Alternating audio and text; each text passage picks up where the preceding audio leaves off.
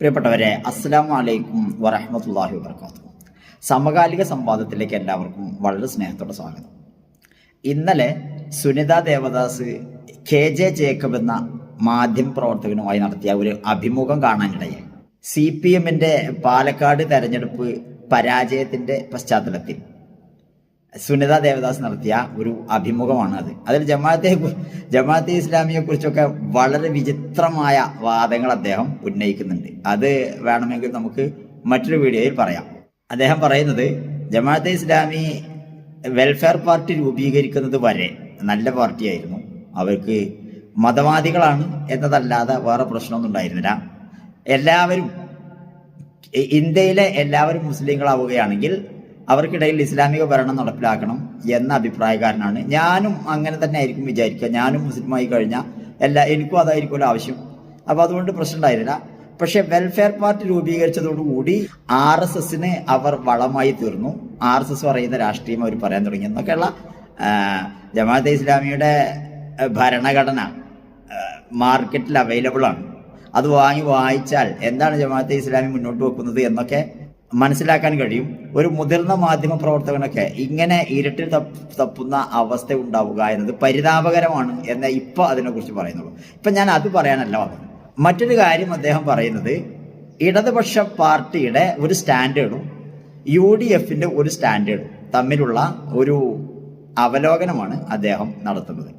അതുമായി ബന്ധപ്പെട്ട് ചില ചോദ്യങ്ങൾ സുനിത ദേവദാസ് ചോദിക്കാൻ വിട്ടുപോയ ചില ചോദ്യങ്ങൾ അദ്ദേഹത്തോട് ചോദിക്കാനാണ് ഈ വീഡിയോ ഞാൻ ഉപയോഗിക്കുന്നത്.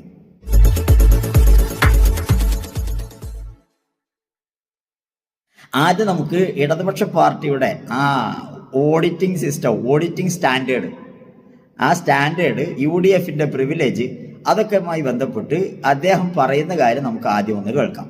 നോക്കൂ, പിന്നെ ഒരു എഞ്ചിനീയറിംഗ് കോളേജ് വിദ്യാർത്ഥിയെ ഒറ്റ കുത്തിന് കൊന്ന ഒരാൾ, അയാൾ രാഹുൽ മാങ്കൂട്ടത്തിന്റെ വലതുവശത്ത് നിൽക്കുന്നുണ്ടായിരുന്നു. എന്നാലോചിച്ച് നോക്കും, അമ്മാതിരിയുള്ള പ്രിവിലേജ് ഉള്ള ആളുകളാണ് കേരളത്തിലെ വലതുപക്ഷം.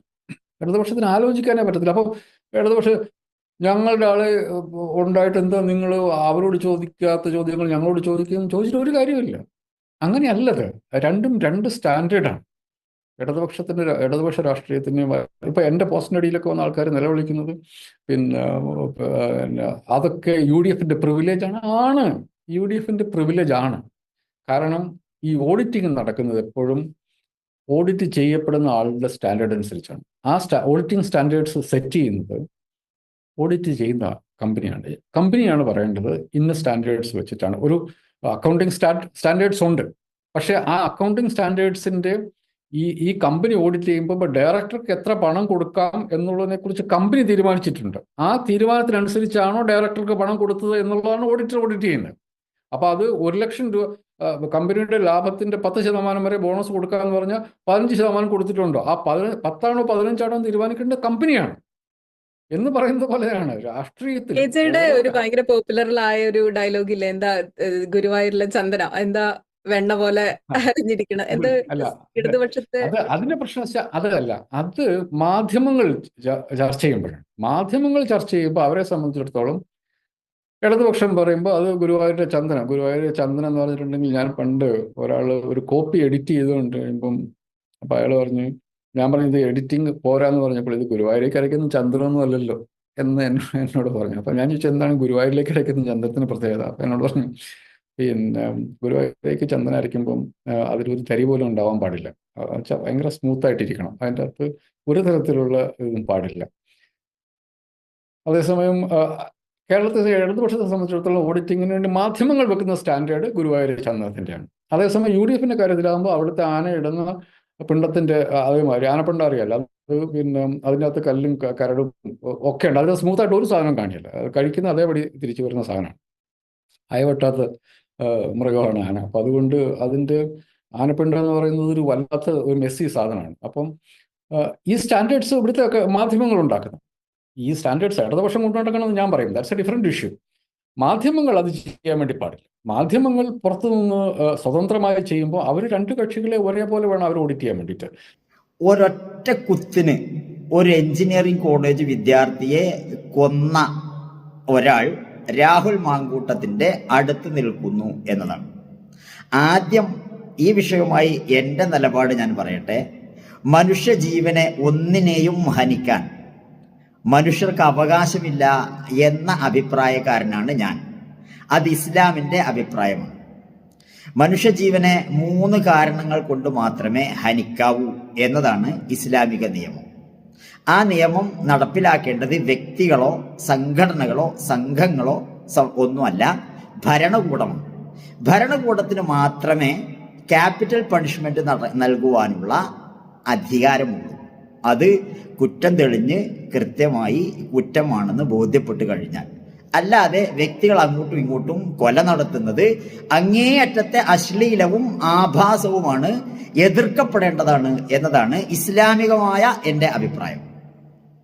ഇതിൽ നിന്നുകൊണ്ട് തന്നെ ഞാൻ KJ ജേക്കബിനോട് ചോദിക്കാൻ ആഗ്രഹിക്കുന്ന ഒരു കാര്യം, സ്വന്തം പാർട്ടിയിലെ പ്രവർത്തകൻ തങ്ങൾക്ക് ഇഷ്ടമില്ലാത്തത് പറഞ്ഞപ്പോൾ 51 വെട്ടുവെട്ടി അദ്ദേഹത്തെ ക്രൂരമായി കൈകാര്യം ചെയ്ത പാർട്ടി സഖാക്കളെ തോളിലേറ്റ് നടക്കുന്ന പാർട്ടി എന്ത് സ്റ്റാൻഡേർഡാണ് കീപ്പ് ചെയ്യുന്നത്? അവർക്ക് ജയിലിൽ പോയി സംരക്ഷണം നൽകുക, അവർക്ക് ജയിലിൽ VIP സംവിധാനങ്ങൾ ഒരുക്കുക, അവരുടെ വീടുകളിൽ നടക്കുന്ന കല്യാണങ്ങൾ പാർട്ടിയുടെ മുതിർന്ന നേതാക്കൾ ചെന്ന് കാർമ്മികത്വം വഹിച്ച് നടത്തി കൊടുക്കുക, അവർ കുറ്റവാളികളായി ജയിലിൽ കഴിയുമ്പോൾ തന്നെ കൂടുതൽ കാലം പരോളിൽ ഇറങ്ങി നാട്ടിൽ സുഗമമായി ജീവിക്കാൻ കഴിയുക. ഈ പ്രിവിലേജ് കമ്മ്യൂണിസ്റ്റ് പാർട്ടിക്കല്ലാതെ കേരളത്തിൽ മറ്റേത് പാർട്ടിക്കാണ് ഉണ്ടായിട്ടുള്ളത്? അതുകൊണ്ട് നിങ്ങളുടെ കമ്മ്യൂണിസ്റ്റ് പാർട്ടിയുടെ സ്റ്റാൻഡേർഡ് കേരളത്തിൽ എന്താണ്? ഇത് മാധ്യമങ്ങൾ ഉണ്ടാക്കിയതാണോ? അതല്ല നിങ്ങൾ തന്നെ സ്വയം എടുത്തണിഞ്ഞതാണോ? അരിയൽ ഷുക്കൂർ എന്ന് പറയുന്ന ഒരു ചെറുപ്പക്കാരനെ ജനമധ്യത്തിൽ വെച്ച് പരസ്യമായി ഇംപീച്ച് ചെയ്യുകയും കുറ്റവിചാരണ നടത്തുകയും എന്നിട്ട് അദ്ദേഹത്തെ ഇഞ്ചിഞ്ചായി ജനമധ്യത്തിലിട്ട് അതികാടൻ ശൈലിയിൽ മനുഷ്യ മനസ്സുകളെ മരവിപ്പിക്കുന്ന തരത്തിൽ, മനുഷ്യത്വത്തിന്റെ അംശം 4 അയലത്ത് ഏശിയിട്ടില്ലാത്ത തരത്തിൽ ക്രൂരമായി ആ യുവാവിനെ കൊന്ന പാർട്ടി പ്രവർത്തകരെ സംരക്ഷിക്കുന്ന പാർട്ടിക്ക് എന്ത് പ്രിവിലേജാണ് കേരളത്തിൽ ഉള്ളത്? അവരുടെ സ്റ്റാൻഡേർഡ് എന്തായിട്ടാണ് താങ്കൾ മനസ്സിലാക്കുന്നത്? അത് ഗുരുവായൂർ ചന്ദനത്തിന്റെ സ്റ്റാൻഡേർഡാണോ, അതല്ല താങ്കൾ പറഞ്ഞ ആനപ്പിണ്ടത്തിന്റെ സ്റ്റാൻഡേർഡാണോ എന്ന് താങ്കൾ വിശദീകരിക്കേണ്ടതുണ്ട്. വയനാട് വെറ്റിനറി കോളേജിലെ സിദ്ധാർത്ഥ് എന്ന ചെറുപ്പക്കാരനെ 2-3 ദിവസം ഭക്ഷണം കൊടുക്കാതെ വിവസ്ത്രനാക്കി അതിക്രൂരമായി പീഡിപ്പിച്ച് കൊലപ്പെടുത്തിയ SFI, കേരളത്തിലെ ഒട്ടുമിക്ക ക്യാമ്പസുകളിലും ഇടിമുറികളുള്ള SFI, അവർക്ക് മേധാവിത്വമുള്ളയിടത്ത് മറ്റു പാർട്ടികളെ നോമിനേഷൻ കൊടുക്കാൻ പോലും അനുവദിക്കാത്ത SFI, ഈ SFI ഉൾക്കൊള്ളുന്ന ഈ SFIയെ വിദ്യാർത്ഥി സംഘടനയാക്കി വെച്ചിട്ടുള്ള കമ്മ്യൂണിസ്റ്റ് പാർട്ടി എന്ത് സ്റ്റാൻഡേർഡാണ് കേരളത്തിൽ കാത്തു സൂക്ഷിക്കുന്നത് എന്ന് ജേക്കബിന് പറയാൻ കഴിയുമോ? സ്വന്തം സഹപ്രവർത്തകയുടെ നെഞ്ചിൽ ചാടി ചവിട്ടുകയും അച്ഛനില്ലാത്ത കുട്ടിയെ ഉണ്ടാക്കി തരുമെന്ന് ആക്രോശിക്കുകയും ചെയ്ത ഒരാൾക്ക് പാർട്ടിയുടെ സെക്രട്ടറി സ്ഥാനത്ത്, യുവജന സംഘടനയുടെ സെക്രട്ടറി സ്ഥാനത്ത് ഇരിക്കാൻ കഴിയുന്ന പ്രിവിലേജ് കേരളത്തിൽ മറ്റേത് പാർട്ടിക്കാണുള്ളത്? ഈ പ്രിവിലേജിന്റെ അടിസ്ഥാനത്തിൽ നിങ്ങളുടെ പാർട്ടി ഏത് സ്റ്റാൻഡേർഡിലാണ് കേരളത്തിൽ നിലനിൽക്കുന്നത് എന്ന് പറയാൻ ജേക്കബിന് സാധ്യമാകുമോ? അങ്ങനെ ഒരു ചോദ്യം ചോദിക്കാൻ സുനിതാ ദേവദാസിന് സാധ്യമാകുമോ? ഇടതുപക്ഷ സഹയാത്രികയായിരുന്ന സുനിതാ ദേവദാസ് എന്തുകൊണ്ടാണ് ഇത്തരം ചോദ്യങ്ങൾ ഈ സന്ദർഭത്തിൽ ചോദിക്കാതിരുന്നത്? ഇതിന് പാർട്ടിയുടെ ഉത്തരവാദപ്പെട്ട ആളുകൾ മറുപടി പറയാൻ കഴിയുമെങ്കിൽ കേരള സമൂഹത്തോട് മറുപടി പറയണം എന്ന് മാത്രമല്ല, കേരള സമൂഹത്തോടും ആ ചാടിച്ചവിട്ടേൽക്കപ്പെട്ട പെൺകുട്ടിയോടും പരസ്യമായി മാപ്പ് പറയണം. അത് പാർട്ടി ഏത് സ്റ്റാൻഡേർഡിലാണ് കാണുന്നത്, അത് ഏത് നിലക്കാണ് നിങ്ങൾ വിലയിരുത്തുന്നത് എന്നറിഞ്ഞാൽ കൊള്ളാം. KJ ജേക്കബ് ജമാഅത്തെ ഇസ്ലാമിയുമായി ബന്ധപ്പെട്ട് അതിൽ നടത്തിയിട്ടുള്ള ആരോപണങ്ങൾ, അവയുമായി ബന്ധപ്പെട്ട മറുപടി മറ്റൊരു സന്ദർഭത്തിൽ പറയാം. എന്നെ ശ്രദ്ധിച്ച എല്ലാവർക്കും നന്ദി. അസ്സലാമു അലൈക്കും വറഹ്മത്തുള്ളാഹി വബറകാതുഹു.